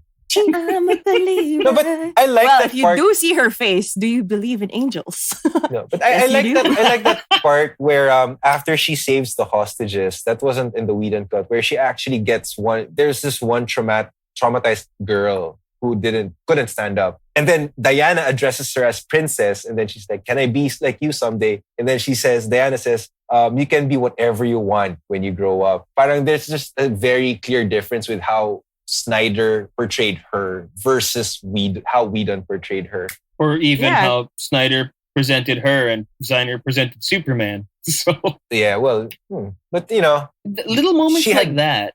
Because, you'd already seen Diana like 6 months before the original Justice League in her own movie. So you knew who and what she was about. yep. So you knew what she stood for. Since Superman at this stage of his career in these movies is still Was young and unsure, he's not yet the beacon of hope that would be associated with the character. Which she shouldn't have been because BVS would was have there. been nice if Supes got that kind of a treatment, I Yeah. think. Just show him Yeah. helping people and not resenting it. That would have been a big thing before he Yeah. died. Okay. That's true. All right. Let's get one more holy shit moment. Like when I saw was I like the fact that a glimpse of Darkseid, the big bad of the DC universe, Ooh,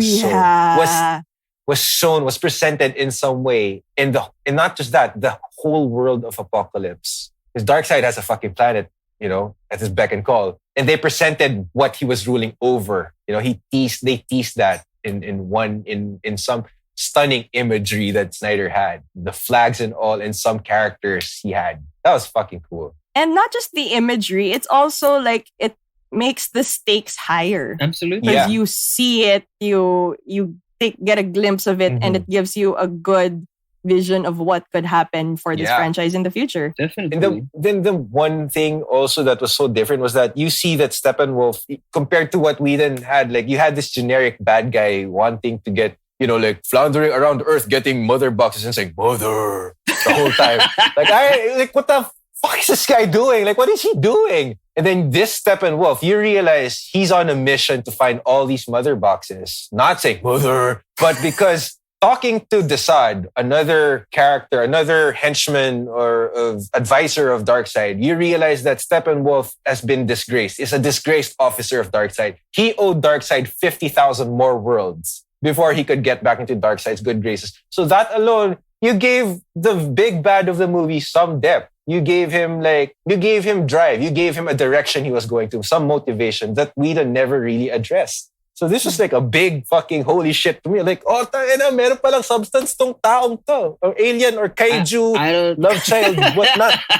Oh my God. I don't know about substance to Steppenwolf, but at least he had direction. I don't know about substance. He had Comparing direction. this Steppenwolf to that Steppenwolf, that was substance. I think what I liked about it was that because we have Darkseid looming in the shadows in the background, you have a tangible threat. There's a real reason Mhm. for Yeah. the audience to see that the Justice League needs to be formed. Mhm. Batman doesn't quite know that when he starts building the league. That's already my beef. I've been there, so never mind. But Bat beef. with regards to Darkseid, I am kind of upset that if Snyder meant what he said, that this would be his last DCEU movie, we're never actually going to see that fight of Superman versus Darkseid or the Justice League versus Darkseid. God damn it. Because this one actually lays down that foundation for what could have been some kind of a big epic fight. I Yes, know. really. And it also justifies why Superman needed to be revived. And it's like, oh shit, we can't do this without Supes. And you know why. You really legit understand why. You see him being the beacon of hope, because, you see Diana and Aquaman looking dejected, and then Superman comes and they're like smiling and they have, they find their second win and they continue to pummel on Steppenwolf or something. They're happy because they have backup, not because he's a beacon of hope. Again, these movies never bothered to make him a beacon of hope. It just assumes that he is. Well, it assumes that, we just assume that's what Zack Snyder was going for. Because that's what he showed. That's all we got. Okay. But anyway, making it work. Not that this movie wasn't, was perfect or everything. It's not. It's clearly not. But it doesn't take away the fact that this movie was fun. It was good. It was entertaining. What other holy shit moment? What other moments in this movie did you geek out on? Totally lose your shit on. Can we get to how Steppenwolf fucking dies? Oh, we can. Violence! That poor bastard. Wait. I like the fact that they went all MMA. Superman goes all MMA and ground and pounds him first. That was so cool. And then Aquaman does his thing. And then he stabs him, he shish kebabs him until Wonder Woman finally cuts his fucking head off. That was so cool. Glorious. And that was so glorious. That scene, when Wonder Woman cuts his head off, if you notice, they used that shot for Whedon's cut, but they repurposed it. I mean, Whedon repurposed it where she jumps off of a wall, and then she cuts something. She just literally cuts the frozen axe in Whedon's cut. It was so boring. I didn't even get to that part in Whedon's cut anymore. Because when I saw that, I was like, oh, that's an interesting use of that shot.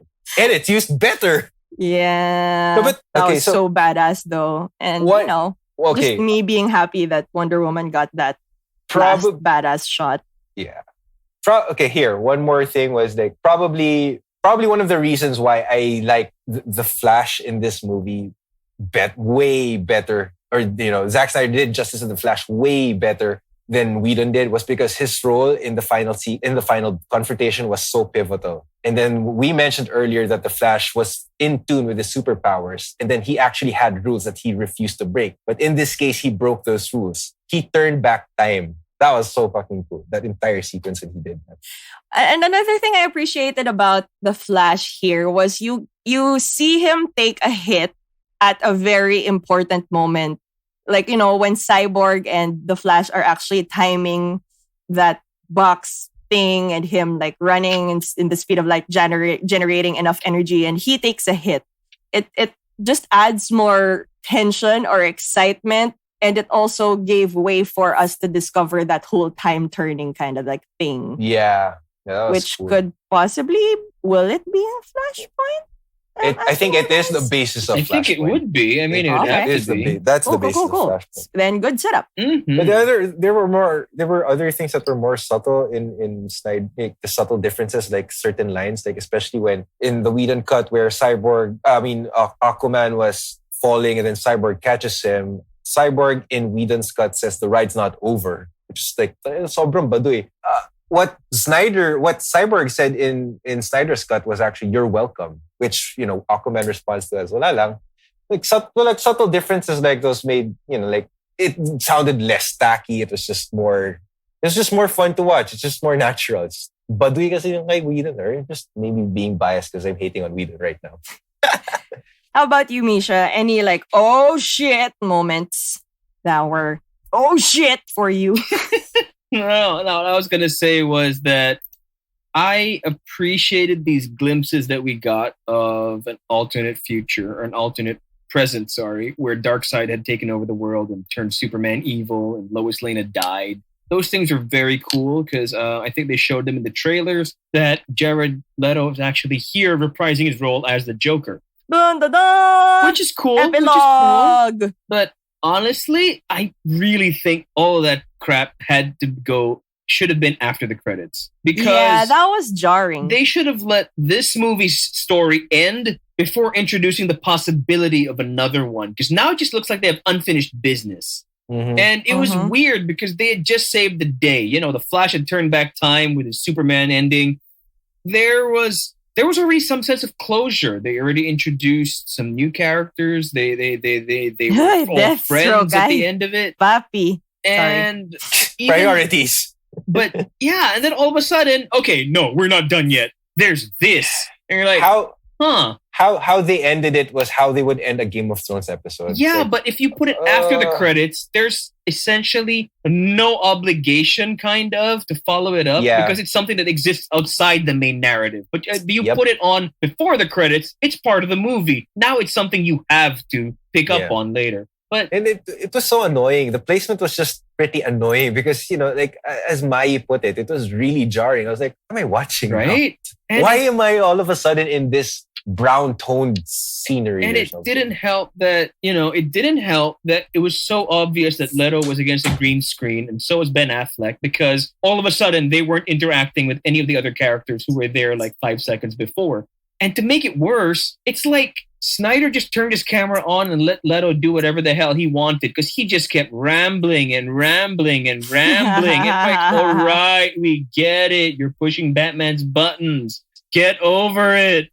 But it just wouldn't stop. I think it was effective. I think the tension between them was kind of cool. To be honest, this is the Joker I was looking for in David Ayer's Suicide Squad. Yeah. This whole menacing, you know, trolling kind of like Joker that we never really got enough screen time for. And then because he was never a juggaloo, that's why. Yeah. But damage. I was looking for some big maniacal laugh like Joker usually does, but that never really came out. So unfortunately, and then Snyder just becomes edgelord auteur with I'll fucking kill you. F-bomb! The F-bomb Batman throws. I was like, ooh, okay. Edgelord. I remember messaging you guys, ooh, Batman dropped the F-bomb.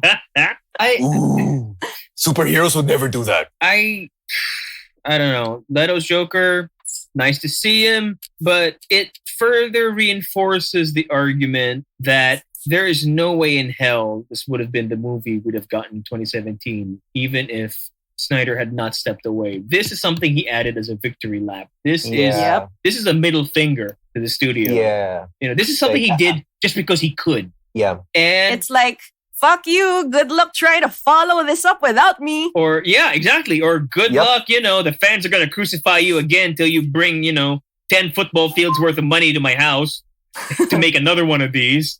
And say sorry. Except this time, because this time I'm totally going to charge. Yeah, that felt like a victory lap. And it also, unfortunately, cements the importance of Amber Heard in the future. Maybe we can recast in that her. epilogue. We can, you know, no. Somebody without a British accent. I don't know. I don't know. It's just like it's recasting Amber Heard hasn't been official yet. I know, but just like seeing her in the epilogue for me was like, oh no, this is gonna be harder to recast her. Then it's just one more reason not to, I guess. Not to recast her, but you know, you all know how we feel about Amber Heard. We'll see. How the general public, I don't know, from how we feel. I'm genuinely interested to see where Warner Brothers takes this. I think that they're waiting to see what the reaction will be before they make any announcements or decisions. Because right now, the DC universe, it's not a universe. It's a multiverse, which is fine, but it's just so incredibly fragmented now. You know, they're going to have, you got Ben Affleck as Batman here. You're going to have Twilight Dude as Batman in his own movie. You have Michael Keaton as Batman in Flashpoint. You know, you have two Jokers now with. You have two Jokers with Jared Joaquin Leto Phoenix and Joaquin Phoenix, and you also have Chuck and The Rock. You also have Chuck and The Rock in Black Adam. Isn't Chuck in the same universe as Superman? He is. Well, at least his torso, but yeah. Oh yeah. And his torso. You know what I mean. Yeah, I know what you mean. That's true though, just his torso. That was funny. That torso looked chunkier too, so maybe that may be a different Superman. Maybe he put on some weight. Don't judge him. The fun of having multiple superheroes running around the same universe is that they can meet up every now and then. They can team up. Like in a Justice League, maybe. But the thing is, like, the Arrowverse shows, right?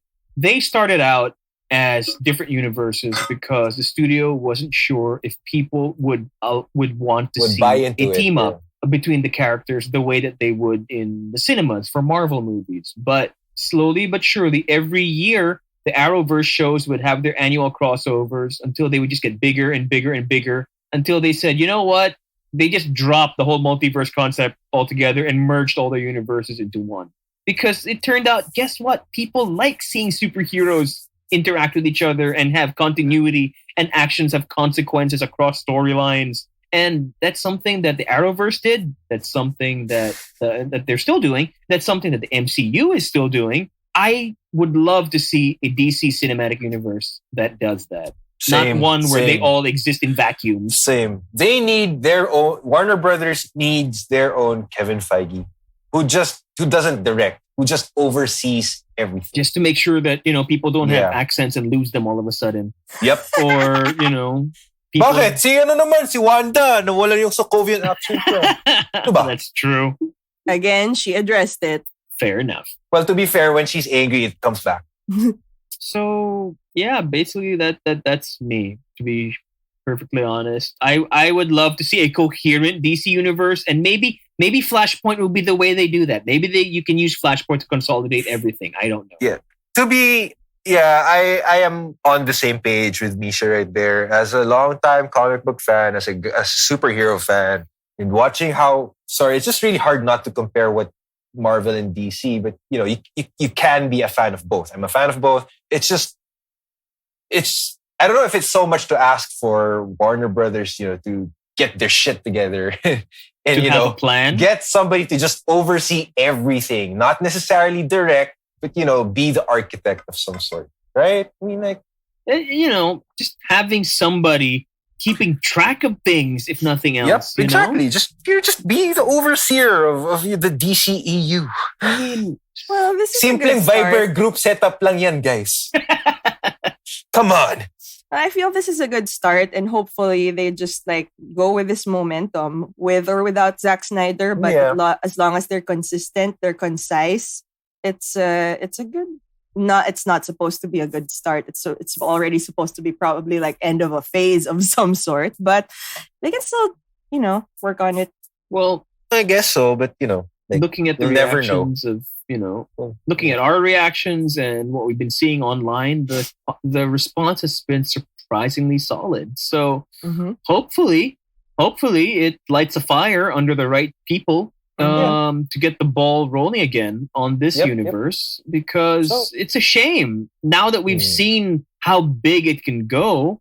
It seems weird to just not continue with what MJ said, the momentum. Yeah. Well, we'll see. A lot of these decisions are based on money. That's true. Yeah. So we need more people to sign up for HBO Go and HBO Max to justify this thing. Yep. They got to make back their 70 mil. Yep. Then go do it, guys. Come on. Go sign up. Okay, last big question.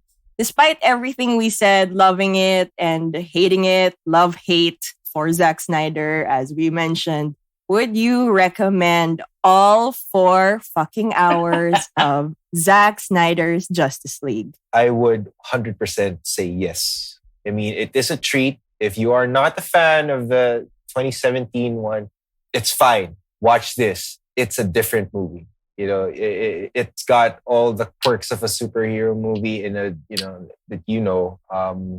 and it's got its flashy points as well. So it's a treat to watch. You see it for the director's original vision. You see it for, what's great about it is that it's its own version of what a superhero should be. A superhero universe should be in a movie. That is, it has its own identity. It's so pushed itself so far away from the other studio, which is why I would heavily recommend this movie. But find yourself a day where you're not doing anything, because it's 4 fucking hours long.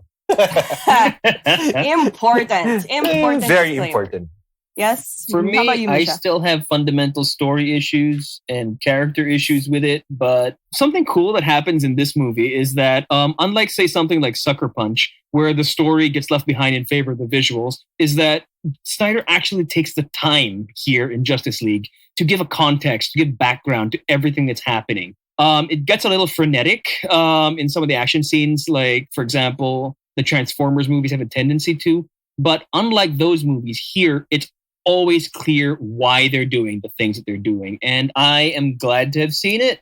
And I honestly, I agree with Anjo in that I would recommend that people give it a chance, especially if they were burned by what came out in 2017, or especially if Batman versus Superman made them give up all hope for the world, because this shows us how grand and how epic and how expansive that the DC cinematic universe could have been. And it's a shame that it only exists now in the format of a what if, because that's what this is. This is a what if. Like it or not, the official version of Justice League is still that crap that came out in 2017. Shit. What we need is content that picks up where this thing leaves off. I don't think Snyder's done with this in his heart. I don't think that the studio will let it sit now that they've seen the reactions to it. I want it to continue.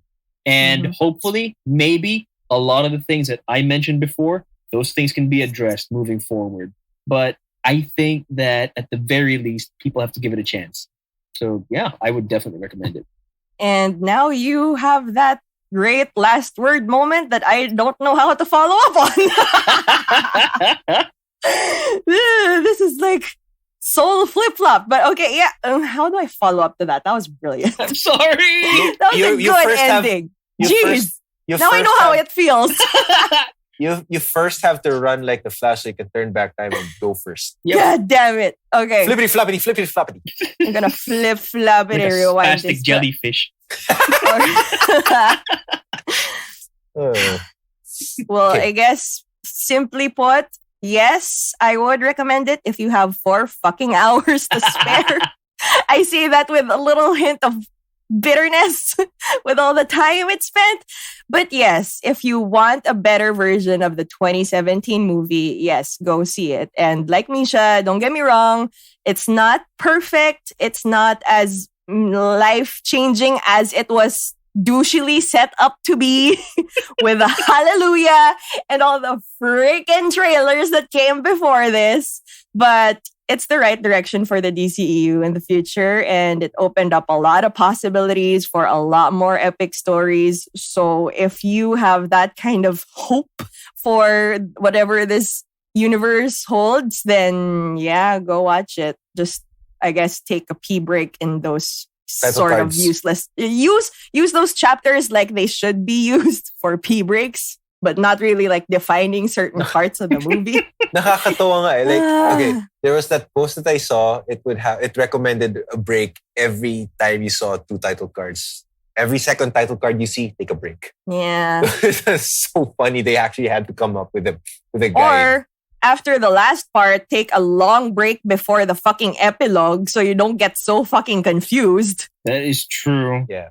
Like, have dinner. Like, go make yourself a sandwich. Go to the bathroom or do a lot of things in between the last part and the fucking epilogue. Just so you have that headspace of, oh yes, this fast forwards to the future of evil Superman and what shit happens in between. Or is it an alternate? I don't know. Because we don't know. Ask the auteur what he plans. I can't believe we dropped auteur for Zack Snyder. I know. What the hell? I can't believe our first mention of the word auteur was for Zack Snyder. I mean, like, unironically. Yeah. I mean, exactly, right? Yeah, I think we have some film professors to apologize to now. And that ends our long discussion on a very long movie. Once again, thank you to Warner Brothers for giving us the opportunity to watch Zack Snyder's Justice League in advance. We are super duper grateful. And you guys listening can tell us what you want to hear from us next. We have a Facebook group, Sub-Auteurs. We like movies. We can ask your opinion there. Tell us what you agree or don't agree with. Tell us some stupid random stuff about movies you want. Send us some stupid memes. Stupid memes. We love our stupid memes. And Clearly, we love our stupid memes. And There's also Instagram at sub_auteurs. And we will see you next time. I'm putting an unnecessary slow-mo, just like the movie did. But anyway, I'm MJ. I'm Misha. And I'm Anjo. And here Goodbye. we go. Okay. Bye-bye now.